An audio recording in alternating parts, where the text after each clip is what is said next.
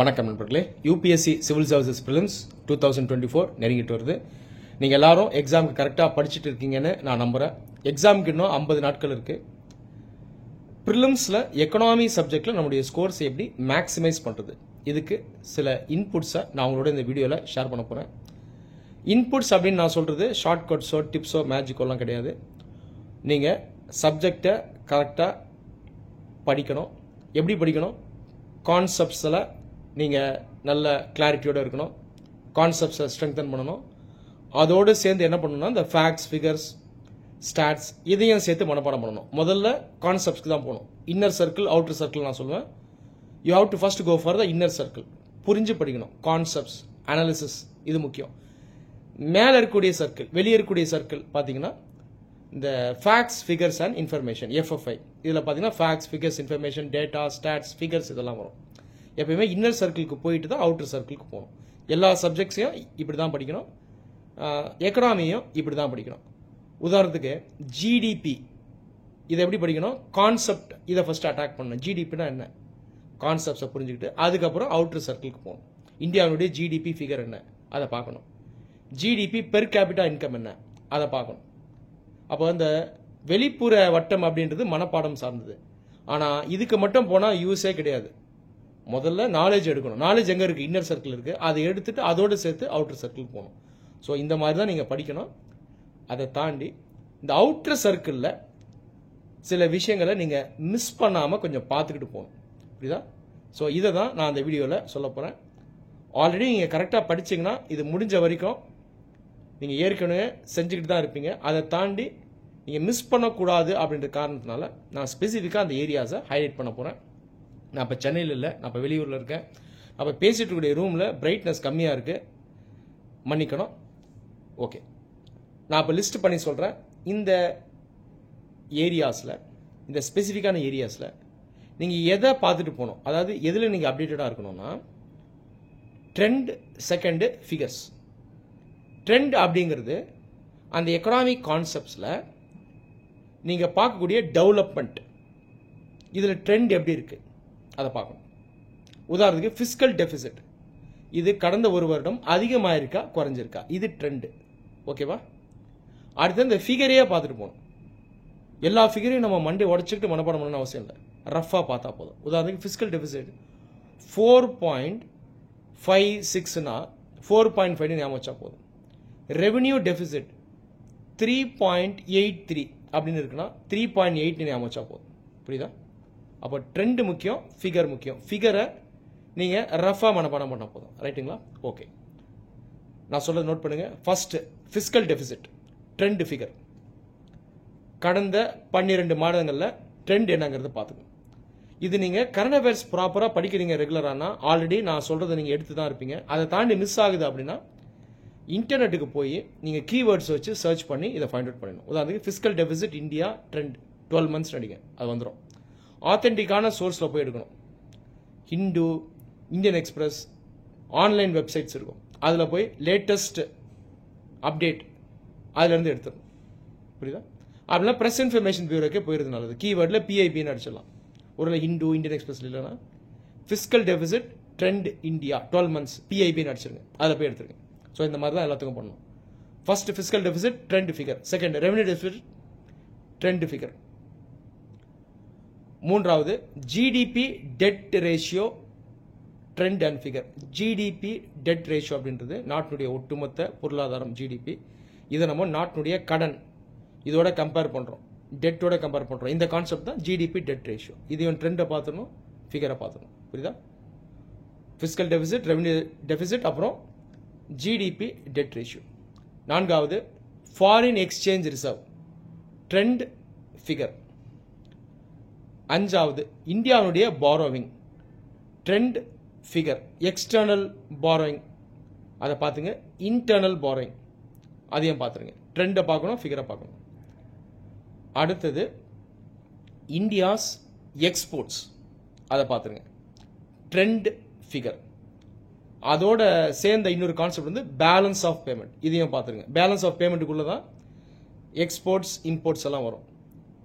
இம்போர்ட்ஸும் பார்த்துருங்க. Import, export, balance of payment ஒட்டு மொத்தமாக இதுக்குள்ள ட்ரெண்ட் பார்த்துருங்க, ஃபிகரை பார்த்துருங்க. அது இல்லாமல் எக்ஸ்போர்ட்ஸ்னு வரும்போது இதில் ட்ரெண்டை பாருங்கள், ஃபிகரை பாருங்கள். எக்ஸ்போர்ட்குள்ளே பிரேக்கப்பை பார்த்துருங்க. முக்கியமான ஐட்டம்ஸ் பார்த்தீங்கன்னா manufacturing, gems and jewellery, pharmaceuticals, petroleum products இதெல்லாம் வரும். இந்த ட்ரெண்டை பார்த்துருங்க. அடுத்தது இந்தியாஸ் மேஜர் ட்ரேட் பார்ட்னர்ஸ், அதையும் பார்த்துருங்க. டாப் 3-4 கண்ட்ரிஸ் பார்த்துருங்க. எக்ஸ்போர்ட்ஸ்க்கும் பார்த்துருங்க, இம்போர்ட்ஸ்க்கும் பார்த்துருங்க, ஓவரால் பைலேட்ரல் ட்ரேடுக்கு பார்த்துருங்க. ஜெனரலாக இந்தியாவுடைய டாப் பைலேட்ரல் ட்ரேட் பார்ட்னர்ஸ் இந்த நாடாக தான் இருக்கும். சைனா, அமெரிக்கா, யூரோப்பியன் யூனியன், அடுத்தது வந்து ஜிசிசி, கல்ஃப் கோஆப்ரேஷன் கவுன்சில். ஜிசிசிங்கிறது வெஸ்ட் ஏஷியா, யூரோப்பியன் யூனியன்றது யூரோப். ஸோ இதுதான் வரும். அந்த ட்ரெண்டு பார்த்துருங்க, அந்த ஃபிகரும் பார்த்துருங்க. அடுத்தது இந்தியாஸ் சேவிங்ஸ், இதை பார்க்கணும். சேவிங்ஸில் 3 கம்போனன்ட் இருக்குது. House hold, corporate sector, governmental sector. அதை பார்த்துருங்க. ட்ரெண்டு பார்த்துருங்க, ஃபிகரை பார்த்துருங்க. ஒரு காலத்தில் பப்ளிக் செக்டர், அதாவது கவர்மெண்ட் செக்டருடைய சேவிங் அதிகமாக இருந்துச்சு. இன்றைக்கி ஹவுஸ் ஹோல்டு செக்டருடைய சேவிங் தான் அதிகம். ஸோ இதெல்லாம் முக்கியமான இண்டிகேட்டர்ஸுங்க. இதோடு சேர்த்து அன்எம்ப்ளாய்மெண்ட் பார்த்துடணும், ட்ரெண்ட் ஃபிகர். அடுத்தது inflation trend figure.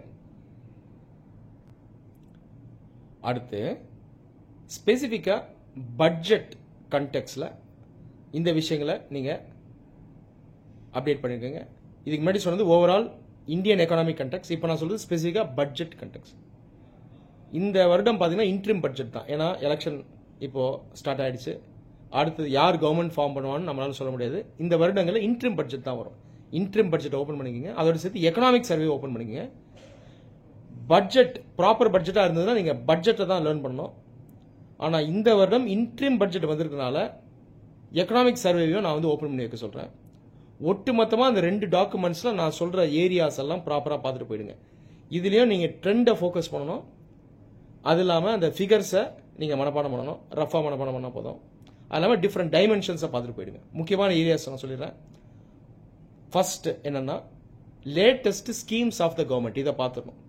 Different dimensions வச்சு பாருங்கள். Agriculture, industry, social sector, MSME, women and child welfare. So இதை பார்த்துருங்க. ஓகேவா? இதில் முக்கியமான ஸ்கீம்ஸ் எல்லாம் பார்த்துடணும். அன்ஆர்கனைஸ் செக்டர், இதில் ஒரு ஸ்கீம் வந்திருக்கும். அதை வந்து ப்ரிலிம்ஸில் கேட்கறதுக்கான வாய்ப்பு இருக்குது. அதே போல் இந்த டிஜிட்டல் இந்தியா சம்மந்தப்பட்ட சில ஸ்கீம்ஸ் டிஜிட்டல் இந்தியாவோட அசோசியேட்டாக இருக்கும். அது வந்து ஒரு பர்டிகுலர் செக்டர் இதை சார்ந்ததாக இருக்கும். ஸோ இதை நீங்கள் பார்த்துடணும். ஸோ இந்த ஸ்கீம்ஸை நம்ம எதிர்பார்க்கலாம்.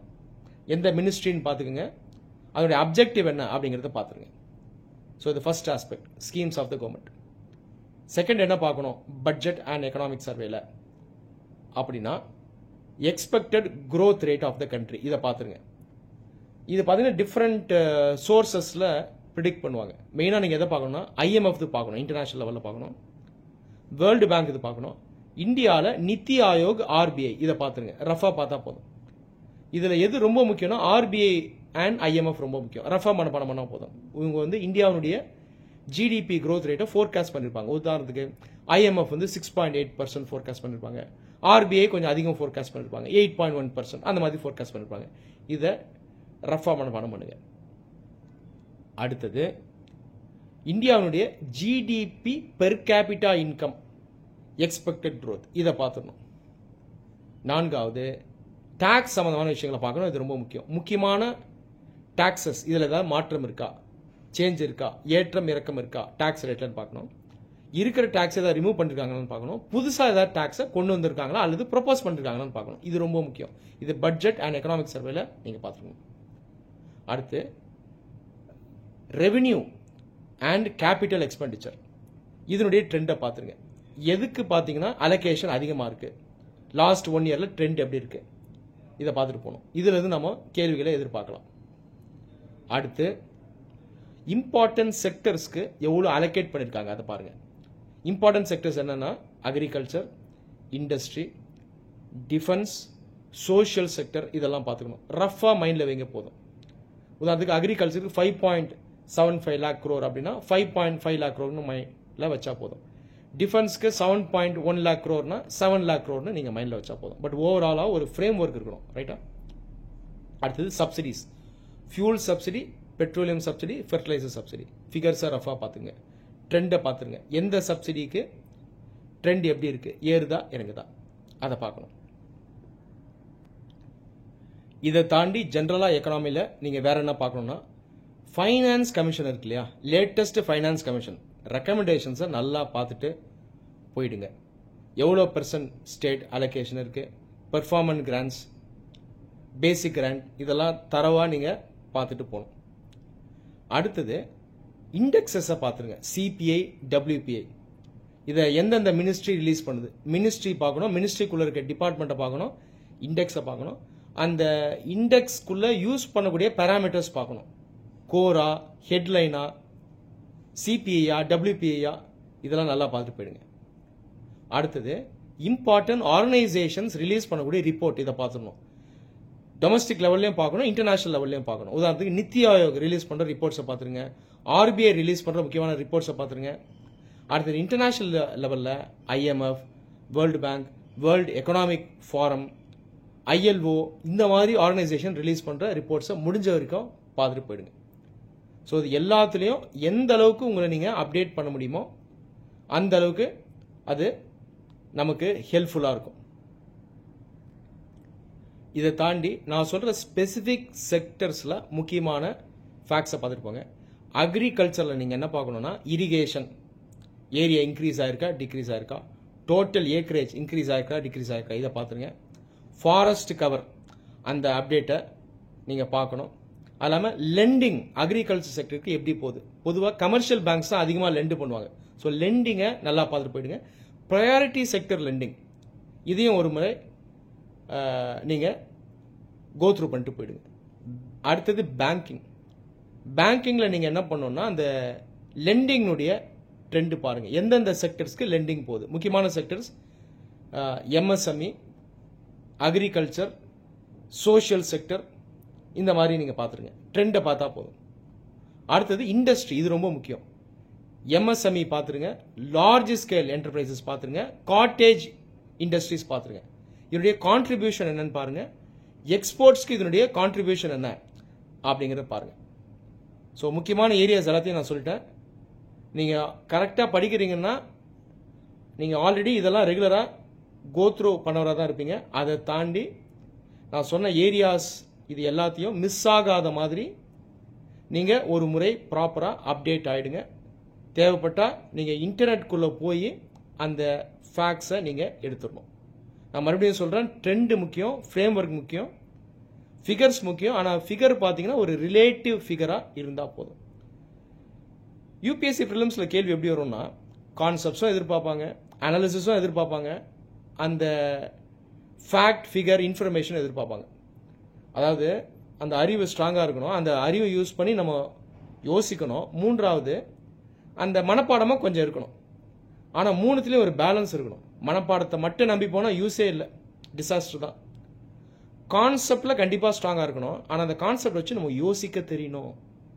உதாரணத்துக்கு நான் சொன்ன விஷயங்கள் எல்லாத்தையும் நீங்கள் ஒரு ஃப்ரேம் ஒர்க்காக எடுத்துட்டிங்கன்னா கான்செப்டும் உள்ளே நிற்கும், அனாலிசிஸும் நிற்கும், அதோடு சேர்ந்து முக்கியமான இந்த ஃபேக்ட்ஸ், ஃபிகர்ஸ் அண்ட் இன்ஃபர்மேஷன் இதுவும் நிற்கும். ஒட்டுமொத்தமாக இதை வச்சுக்கிட்டு எல்லா கேள்வியும் நீங்கள் பெட்டராக அட்டாக் பண்ணலாம். நான் சொல்கிறது புரியுதா? உதாரணத்துக்கு அக்ரிகல்ச்சருக்கு எந்த பேங்க் அதிகம் லெண்டிங் பண்ணுவாங்கன்னா கண்டிப்பாக கமர்ஷியல் பேங்க் தான் பண்ணுவாங்க. இன்னைக்கு வரைக்கும் அப்படி தான் இருக்குது. ஆனால் அந்த ஸ்டேட்மெண்ட்டில் கோஆப்ரேட்டிவ் பேங்க் அப்படின்னு வருது அப்படின்னா கண்டிப்பாக அது ராங்கான ஒரு ஆப்ஷனாக தான் இருக்கும். கோஆப்ரேட்டிவ் பேங்க் அப்புறம் வேறு என்ன கொடுத்தாலும் அது தப்பாக தான் இருக்கும். ஏன்னா ஃபஸ்ட்டு பார்த்தீங்கன்னா கமர்ஷியல் பேங்க் தான் இருக்கும். அப்போ ஒட்டு மொத்தமாக நமக்கு அந்த கான்செப்ஷன் நாலேஜும் இருக்கணும், அந்த ஃபேக்சுவல் நாலேஜும் இருக்கணும், இன்னர் சர்க்கிளும் இருக்கணும், அவுட்டர் சர்க்கிளும் இருக்கணும், எல்லாம் சேர்ந்து ஒரு ஃப்ரேம் ஒர்க்காக இருக்கணும். ஒட்டுமொத்த ஃப்ரேம் ஒர்க்கை வச்சு நம்ம அட்டாக் பண்ணணும். நான் உங்களுக்கு சொல்கிறது புரியுதுங்களா? இன்ஃப்ளேஷன் எடுத்துருங்க. MPC, இந்த MPC தான் இன்ஃப்ளேஷனை இந்தியாவில் ரெகுலேட் பண்ணுறாங்க. RBI மெம்பர்ஸ் இருப்பாங்க, கவர்மெண்ட் மெம்பர்ஸும் இருப்பாங்க. இதுக்கு பார்த்தீங்கன்னா ஒரு டார்கெட் இருக்குது, 4%. மேலே 2% போகலாம், அடியில் 2% வரலாம். ரைட்டா? இதில் ஒட்டுமொத்தமாக ட்ரெண்ட் என்ன அப்படிங்கிறத பார்த்துக்கணும். அதே போல் அந்த ஃபிகர்ஸை ரஃபாக நீங்கள் பார்த்து வச்சுக்கிட்டா போதும். இன்ஃப்ளேஷன் ட்ரெண்ட் எப்படி இருக்குது, 4.5%, 5%, ரஃபாக பார்த்து வச்சுக்கிட்டா போதும். ஸோ இந்த மாதிரி மாஸ்டர் பண்ணிட்டீங்கன்னா முடிஞ்ச வரைக்கும் நம்ம கேள்விகளை பெட்டராக ஆன்சர் பண்ணலாம், ஸ்ட்ரைக் ரேட் பெட்டராக இருக்கும். இந்த வீடியோ உங்கள் எல்லாருக்கும் ஹெல்ப்ஃபுல்லாக இருந்திருக்கும் நம்புகிறேன். நன்றி.